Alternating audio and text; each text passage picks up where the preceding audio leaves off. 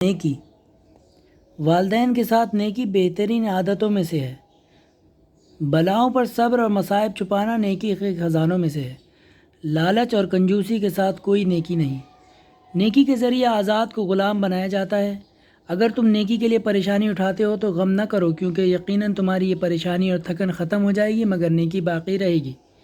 4 چیزیں جنت کی طرف بلاتی ہیں: مصیبت کو چھپانا، چھپا کر صدقہ دینا، والدین سے نیکی کرنا اور بکثرت لا الہ الا اللہ کہنا۔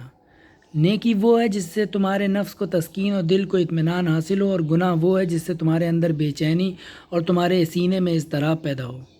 تنگی میں سخاوت، غصے میں سچ اور توانائی کے ہوتے ہوئے معاف کرنا بہترین نیکیوں میں سے ہے۔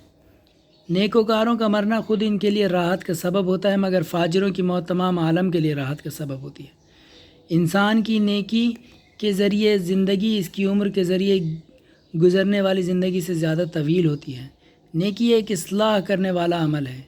نیکی کی پاداش سب سے جلدی مل جاتی ہے۔ نیکوکاروں کے نفوس ہمیشہ سے فاجروں کے اعمال سے منکر و بیزار رہے ہیں۔ نیکوکاروں کے نفوس اشرار کے نفسوں سے متنفر ہوتے ہیں۔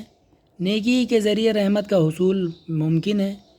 جس سے نیکی قریب ہوگی اس کی شہرت دور دور تک پھیل جائے گی۔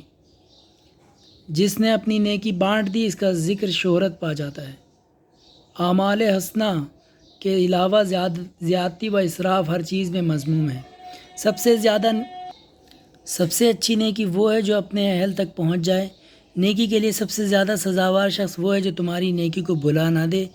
تمہیں یقیناً تمہارے کاموں کی جزا ملے گی، لہٰذا نیکی کے علاوہ اور کوئی عمل انجام نہ دو۔ نیک کاموں میں اچھائیاں اکٹھا ہوتی ہیں۔